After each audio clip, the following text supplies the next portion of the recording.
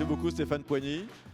On va parler, je vous en prie, asseyez-vous, de cosmétiques et de soins avec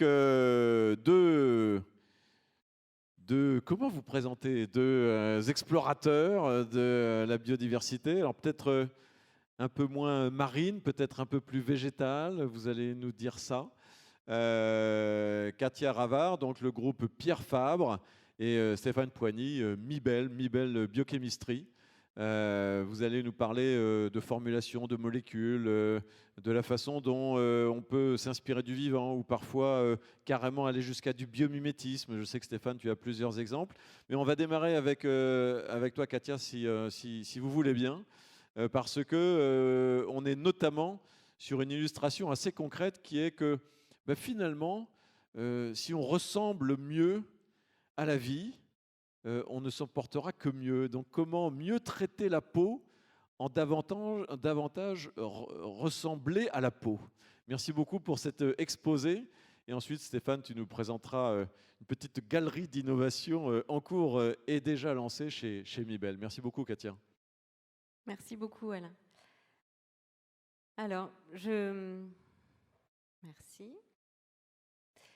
J'aimerais vous inviter à regarder votre main. Allez-y, regardez. Votre peau.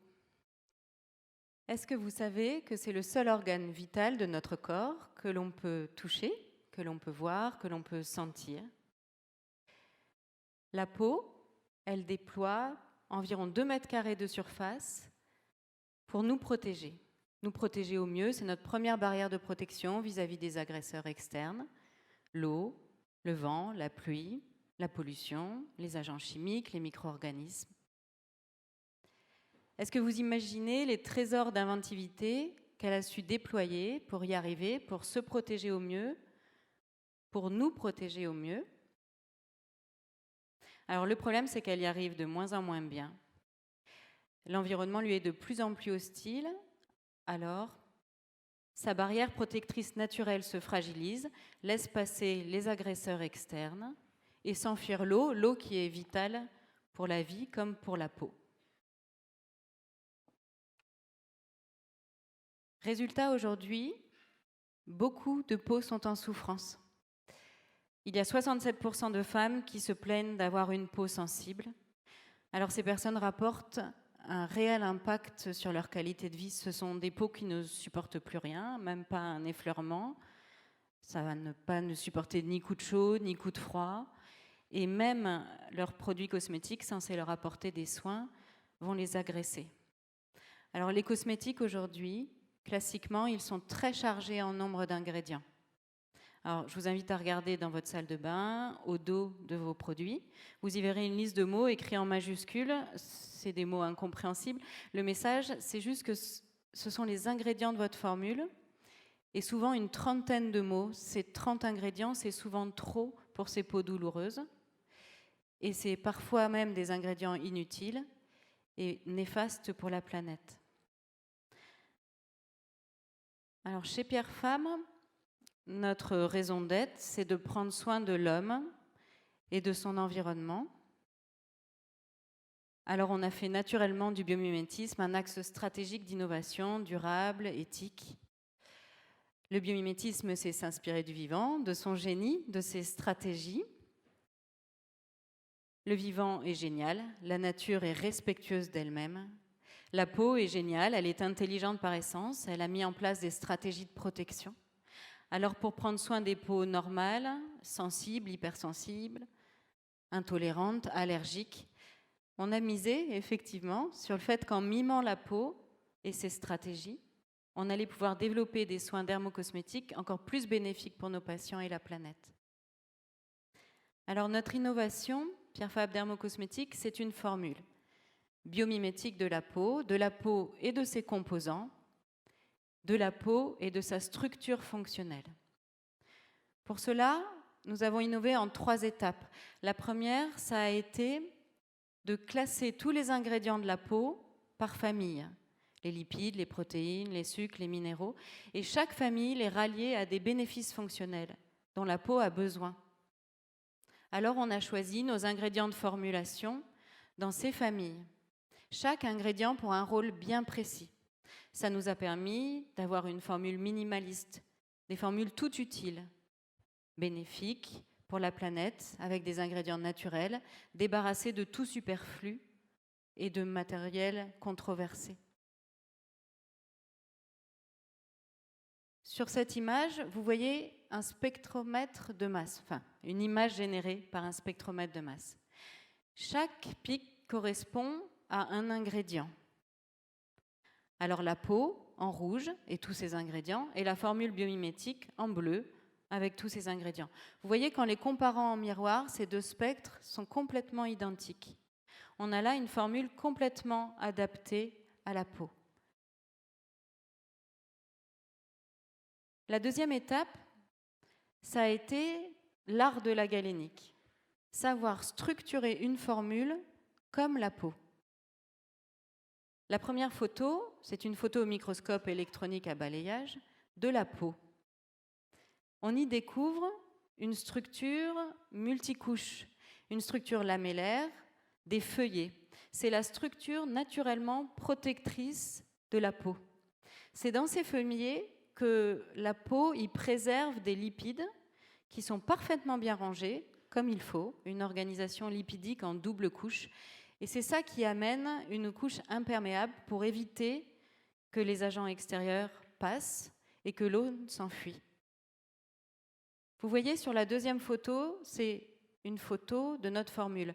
Pas la formule appliquée sur la peau, la formule toute seule, sortie du tube. Ça veut dire que nous avons réussi à formuler exactement avec cette structure multicouche naturellement protectrice. La dernière photo, c'est une photo d'un cosmétique classique où on ne retrouve pas cette structure fonctionnelle lamellaire. Alors la troisième étape, ça a été de valider nos hypothèses.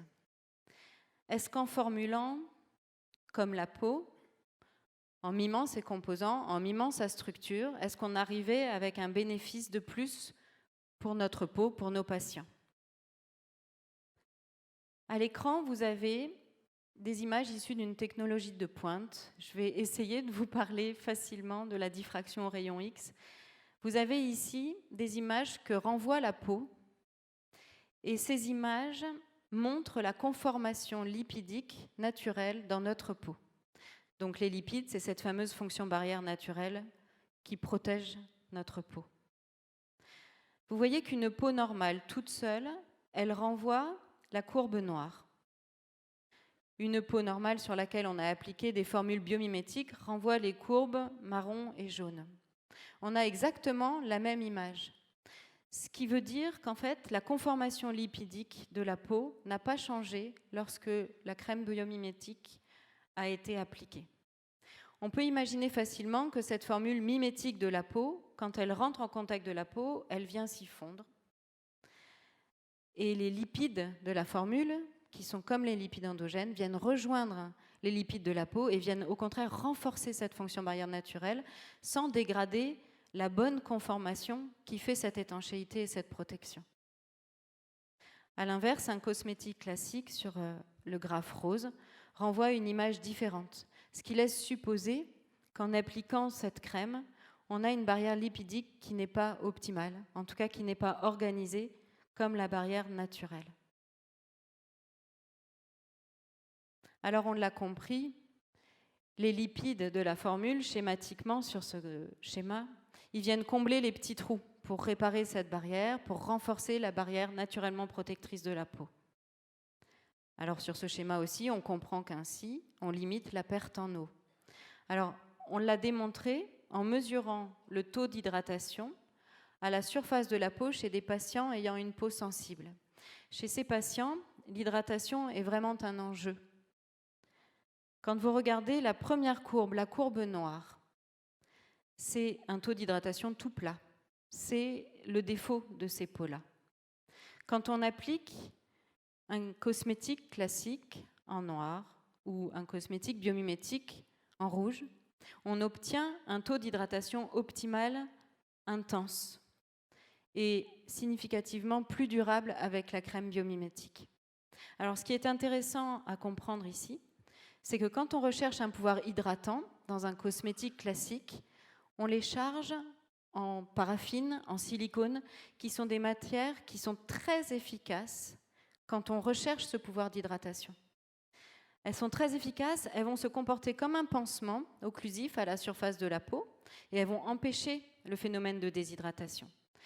Alors, c'est une protection qui est transitoire, dans le sens où quand on enlève la crème, il n'y a plus ce pansement protecteur. Quand on choisit de formuler qu'avec des ingrédients naturels, mimétiques de la peau, bien sûr, nous n'avons plus ces matières-là. Et pour autant, on arrive à obtenir ce taux d'hydratation intense et durable dont les peaux sensibles ont besoin. Et c'est parce que nous avons réussi à redonner à la peau sa capacité naturelle de protection.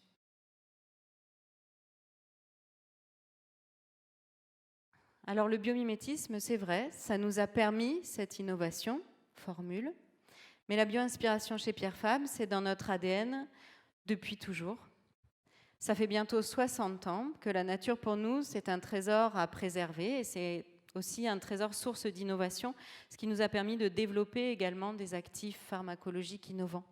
Je vais juste vous parler d'un exemple avec l'eau thermale d'Avène. C'est une eau qui est reconnue d'utilité publique depuis plus de 150 ans. Il y a des curistes du monde entier qui viennent tous les ans à Avène en cure pour soigner leur peau douloureuse.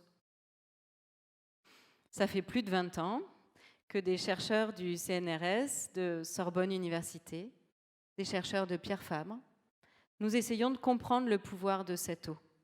Alors nous avons découvert qu'en plus de sa signature minérale, il y a également une signature biologique. Ce sont des bactéries bénéfiques, uniques, qui existent dans aucun autre écosystème au monde, des probiotiques. Par biotechnologie, nous avons réussi au laboratoire à fabriquer des extraits qui contiennent les biomolécules issues de ces bactéries uniques, biomolécules efficaces pour nos peaux sensibles. Alors un exemple concret pour ces peaux qui ne supportaient plus rien et qui ont trouvé une solution. Dans ce produit, Tolérance Contrôle, nous avons combiné les deux innovations. La formule biomimétique, qui vient respecter le microbiote cutané de la peau, qui vient, avec des ingrédients naturels, amener plus de respect pour la planète et qui renforce la capacité naturelle de protection de la peau. Et un actif postbiotique, donc issu du microbiote de l'eau thermale d'Avène, qui est amené par cette formule biomimétique directement sur le neurone sensitif cutané, qui réduit ainsi toutes les hyperréactivités de la peau, un peu comme un anesthésique.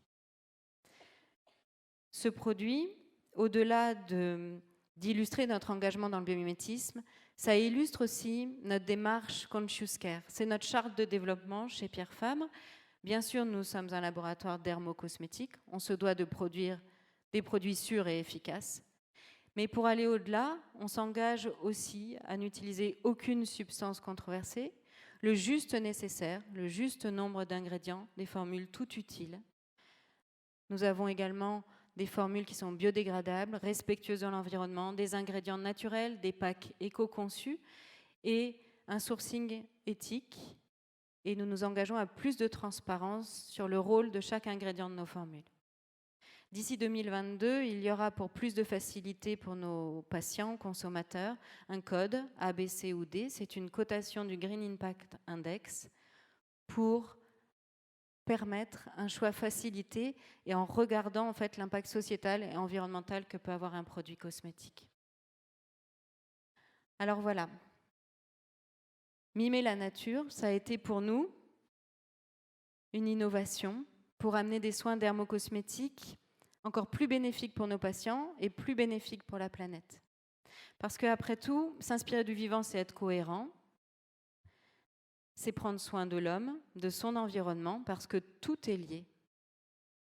Alors, je vous invite à regarder votre main, à admirer votre peau et son intelligence. Prenez soin d'elle avec des soins respectueux et elle saura prendre soin de vous. Merci. Merci beaucoup, Katia, pour cette présentation, presque consultation, avec ces bons conseils. Je reviens juste en une minute. En quoi la structure lamellaire et le mimétisme de la peau aident à réduire, à augmenter le coefficient de pénétration, ça je peux comprendre, mais à réduire le nombre d'ingrédients? Le nombre d'ingrédients, c'est à la première étape. C'est vraiment quand on a classé les ingrédients de la peau par famille, et chaque famille sur un besoin physiologique bien précis de la peau, nourrir, hydrater. Et en fait, c'est à ce moment-là qu'on a choisi un ingrédient pour un rôle, en prenant des ingrédients de la famille de la peau. C'est avant l'étape de structurer comme la peau. D'accord, ok. Donc ces deux approches qui se cumulent. C'est ça. Ok. C'est pas la structuration qui fait qu'on a besoin de moins d'ingrédients. C'est deux choses. Non. C'était vraiment les deux étapes dans le développement. Ça nous a permis des formules avec 10 ingrédients, 10-12 ingrédients maximum. Génial. Super. Merci beaucoup. Merci. Vraiment intéressant. On va continuer avec toi, Stéphane, pour parler de vos approches bio-inspirées, de Mibelle, qu'on connaît peut-être un peu moins que Pierre Fabre. Donc c'est intéressant aussi de découvrir ce bel acteur qui approvisionne un certain nombre d'autres grandes marques. Donc merci de nous parler. Tu es un engagé du biomimétisme depuis longtemps. Donc merci de nous expliquer ce que tu fais chez Mibelle. Merci beaucoup Alain donc, pour ton introduction. Alors effectivement, je vais peut-être prendre la petite tapette quand même. Voilà. Donc merci donc de nous donner l'opportunité aussi de présenter Mibelle Biochemistry, dont je vais venir dans le slide suivant. Et de vous présenter notre vision justement pour des innovations bio-inspirées pour la cosmétique d'aujourd'hui et de demain.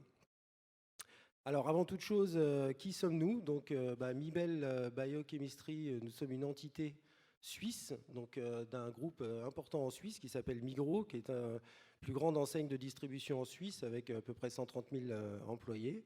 Et nous sommes basés donc pour la partie commerciale à Paris et pour moi-même pour la partie R&D sur Toulouse. Et nous avons donc tous les laboratoires en Suisse entre Bâle et Zurich. Et nous produisons des ingrédients actifs à haute valeur ajoutée, donc pour l'ensemble des acteurs de la cosmétique.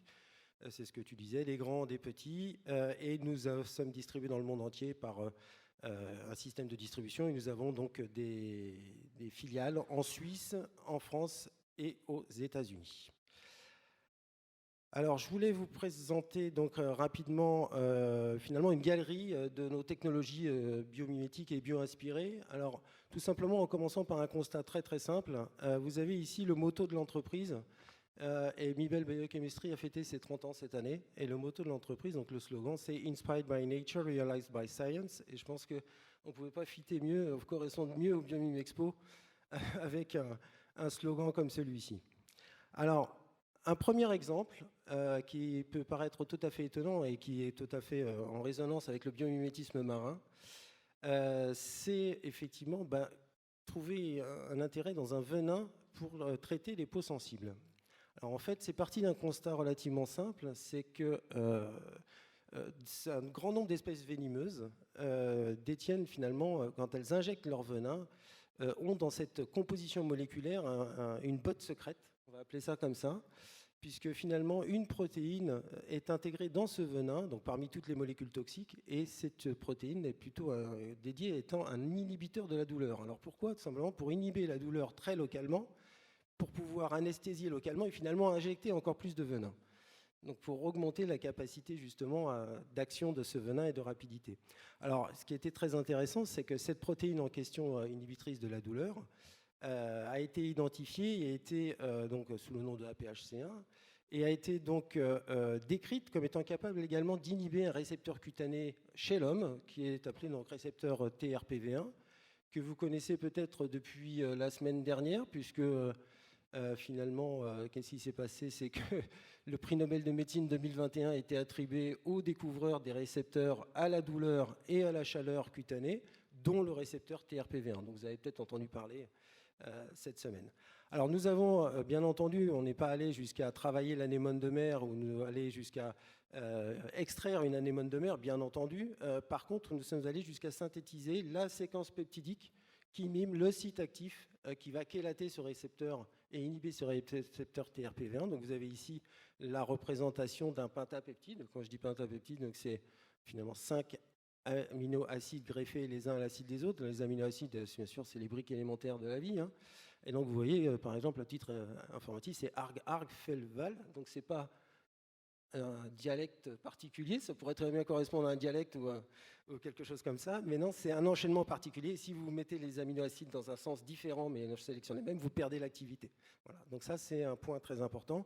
Et donc cet ingrédient est notamment aujourd'hui au portefeuille pour traiter les peaux sensibles. Pourquoi ? Parce que les patients qui ont des peaux sensibles ou réactives surexpriment ce récepteur TRPV1 que l'on anesthésie localement, finalement, grâce à cet ingrédient. Un deuxième ingrédient biomimétique, toujours basé sur la synthèse peptidique, et là on s'est intéressé à la protéine qui fait les reines. Alors, est-ce que vous saviez que finalement dans une ruche, toutes les abeilles ont le même ADN, et pour autant, il y a une grande différence entre les reines, donc la reine, et les ouvrières. Vous avez bien vu, il y a des différences morphologiques importante. La reine est fertile, la reine est plus grosse, la reine vit plus longtemps. Et en fait, tout ceci provient d'une différence en fait, de l'alimentation au stade larvaire, puisque la reine, elle est nourrie exclusivement de gelée royale, alors que les ouvrières reçoivent la gelée royale 3 jours, puis après une alimentation différente. Alors, ce qui est très intéressant de voir, c'est qu'au sein de cette gelée royale, il a été identifié une protéine. Alors, les scientifiques souvent, moi j'aime beaucoup, sont quand même poètes, une protéine qu'ils ont nommée la royale actine, alors je trouve ça très joli, la royale actine qui, elle, est ce facteur qui va déclencher certains éléments, ce que nous on appelle facteurs épigénétiques, c'est-à-dire les facteurs qui vont différencier la morphologie de certains individus en fonction de leur alimentation. Et donc, même chose, cette royale actine est une molécule extrêmement complexe, extrêmement peu stable, donc il n'était pas question pour nous de l'isoler, bien entendu. Donc nous sommes allés chercher la séquence peptidique du site actif pour pouvoir justement mimer et aller chélater et mimer cette activité de cette molécule totalement inspirée du vivant. Et donc ça a donné notre ingrédient royal épigène P5 qui est donc positionné sur la régénération cellulaire de la peau. Un exemple également que j'aime parler, dont j'aime parler tout particulièrement, qui est autour des algues rouges. Alors rien de neuf ici, je mentionne cet excellent Nature égale Futur. Je ne sais pas si on en a parlé dans la journée, mais je le mentionne parce que j'affectionne particulièrement cette série. Donc Nature égale Futur, des algues protectrices qui étaient déjà dédiées aux algues rouges et notamment aux molécules les mycosporines. Donc je voulais simplement mentionner le fait que nous avons au portefeuille également des ingrédients qui utilisent ces produits comme des filtres finalement UVA bio-inspirés. Alors, pourquoi j'en parle ? Simplement parce que là, vous avez la petite nouveauté du jour. Nous, on s'est intéressé aux pendants terrestres des mycosporines qui sont beaucoup moins décrites. Alors pourquoi ? Tout simplement parce que nous avons au portefeuille des ingrédients qui sont extrêmement connus au sein de notre portefeuille autour des jeunes pousses. Alors on appelle les jeunes pousses bien sûr tout de suite après le stade de germination. Donc ce sont les êtres végétaux extrêmement fragiles qui ont besoin de se protéger, bien entendu, des rayonnements UV également qui peuvent être délétères, tout en conservant la possibilité de faire la photosynthèse. Et donc c'est cette balance tout à fait incroyable de protection contre les UVB et optimisation de la photosynthèse pour ces jeunes pousses. Alors on s'intéresse particulièrement à une série de molécules autour de l'acide synapique. Vous avez ici donc le synapoïl-malate qui est représenté, qui est décrit comme étant un des filtres anti-UVB du monde terrestre décrit pour les jeunes plants. Alors, très intéressant cette molécule. Pourquoi ? Parce que quand elle est irradiée, elle est dans un état photoexcité, donc elle s'excite très rapidement, mais elle relâche extrêmement rapidement également pour revenir à son niveau basal, sous forme de chaleur, qui est utilisée par la jeune pousse justement pour sa croissance. Et donc, cette molécule n'a pas le temps de se photodégrader et est à nouveau disponible au sein de la feuille pour repartir dans un système de photoprotection. Un exemple iconique chez Mibelle Biochemistry, le secret de l'algue rouge. Alors je ne sais pas si parmi vous il y a des randonneurs qui vont sur les glaciers, voilà, je pense qu'il doit y en avoir, et qui sont peut-être parfois tombés sur ces grandes traces rouges qui ressemblent à du sang hein, finalement sur les glaciers. Alors en fait ces traces rouges sont dues à des algues unicellulaires qui se mettent sous forme à produire des pigments rouges de photoprotection pour se protéger des irradiations UV en été. Et donc, elles se mettent dans une phase finalement de restriction calorique, ce qu'on appelle restriction calorique, c'est-à-dire qu'elles n'apportent plus d'apport calorique. À ce qui paraît, les régimes sont bons pour la santé à petite dose, même pour nous. Voilà. Donc, le système de restriction calorique qui a été donc appliqué à la peau également. Et c'est ce qui nous a permis de générer un actif très connu chez nous sous le nom d'algue des neiges, qui est un très grand succès comme un produit anti-âge. Une technologie extrêmement intéressante également dans le cadre de la protection de la biodiversité et comment on met en avant la production d'ingrédients cosmétiques pour des espèces qui sont soit protégées, soit extrêmement rares. Donc ce sont les cultures de cellules végétales. Je ne sais pas si vous connaissez ça. En fait, c'est un système qui nous permet, en ne prélevant une seule fois le végétal dans son milieu, d'en créer la culture de cellules en laboratoire. Donc nous avons généré cette technologie PhytoCellTech. On a été les premiers à sortir ce modèle sur un exemple de pomme, donc Ludwiller Spätlauber, qui est une pomme, comme son nom l'indique, d'origine suisse alémanique, qui avait cette particularité d'être conservée très longtemps une fois récoltée, ce qui était finalement l'apport de vitamines pour les paysans à l'époque. Donc ils pouvaient la garder très longtemps. Et donc là, on peut voir le lien très facilement avec un concept anti-âge, une pomme qui se conserve très longtemps sans flétrir. Tiens, il va peut-être y avoir des choses très intéressantes également pour nos peaux. Et donc nous avons, à partir de 5 pommes, c'est ça qui est assez incroyable, 5 pommes, généré des cales il y a une vingtaine d'années, et nous cultivons toujours aujourd'hui ces cales, on les maintient en culture, et nous produisons plusieurs tonnes d'ingrédients actifs par an, toujours à base de ces 5 pommes. Donc c'est quand même un outil assez incroyable. Alors voilà à quoi ressemblent les cales. Donc ça ne ressemble pas à des pommes, hein, mais donc ce sont effectivement des cellules qui sont des amas de cellules. Donc là où c'est très intéressant, c'est que cette technologie, et donc Mibel a vraiment été pionnier sur ce créneau. Mibel avait été invité à participer à la réunion conférence des Nations Unies, donc Rio + 20 en 2012, pour présenter cette technologie justement comme une percée dans la notion de développement durable. Et donc, depuis, il y a un certain nombre d'ingrédients actifs au portefeuille et chez un certain nombre de nos confrères également sont produits par ces technologies de culture de cellules végétales, notamment chez Pierre Fabre d'ailleurs.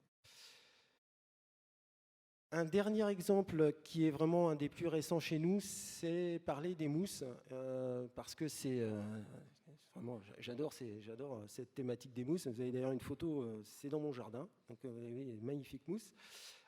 Pourquoi les mousses ? Tout simplement parce que ce sont parmi les plantes pionnières qui ont plus de 500 millions d'années de vie terrestre, qui ont su s'adapter, sont des championnes de l'adaptation à tous les domaines. Elles ont connu les glaciations, elles ont connu les réchauffements, elles ont tout connu, pour autant elles sont toujours là. Et point très très important, elles savent résister à toutes les notions de déshydratation, réhydratation avec des flux qui sont maîtrisés avec des vitesses très très importantes et surtout la possibilité de se régénérer extrêmement rapidement. Alors, juste, on va mentionner un exemple. Pourquoi on a cet exemple de bio-inspiration ? Donc, on a un dernier lancement, c'est MolCellTech Aloe, dans le cadre où finalement ces mousses qui n'ont pas de racines arrivent à générer le flux d'hydratation de sa phase déshydratée à sa phase hydratée. Et on a mis en évidence le mécanisme équivalent via des gap junctions et via les connexines au sein de notre peau. Donc on est vraiment dans un exemple ici bio-inspiré sur le flux d'hydratation comme les mousses savent le faire.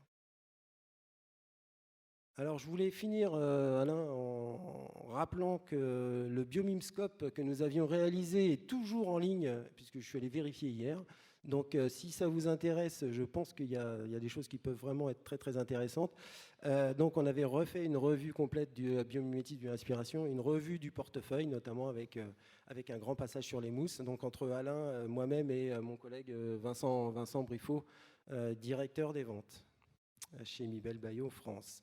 Voilà, je tenais à remercier, bien entendu, te remercier. Je finis très rapidement, te remercier Katia aussi pour les années qu'on a passées chez Pierre Fabre quand même, par le passé. Mais également remercier Christine, bien entendu, Christine Syrah, Vincent Briffaut, mes collègues au quotidien, mes collègues en Suisse, parce que quand même si je suis à Toulouse, la partie commerciale à Paris, moi je suis...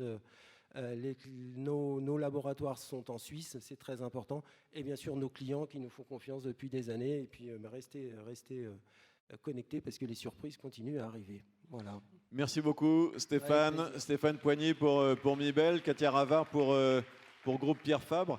On a l'impression que vos entreprises et que toutes ces offres sont déjà ultra développées, perfectionnées, sophistiquées, etc.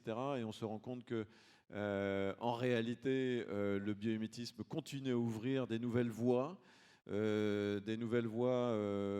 j'ai entendues comme économes également, plus efficaces, économes, y compris en capacité à produire en préservant les ressources d'origine. On n'est pas sur une surexploitation du vivant pour faire seulement des ingrédients naturels, parce qu'on peut asphyxier la planète en faisant... La préservation d'eau également, ce qui est un point important. Donc c'est vraiment, vraiment intéressant. Et puis ce sont des produits de nos quotidiens, de nos salles de bain.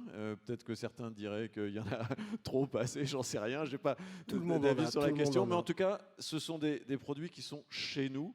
Et donc c'est intéressant de voir que la bio-inspiration, à travers des entreprises comme les vôtres, elle touche aussi à des produits du quotidien, et notamment de notre salle de bain, où on passe un petit peu de temps. C'est là où on a un grand rôle à jouer. Exactement. Merci beaucoup pour votre participation. Merci Alain. Merci Alain. Merci beaucoup.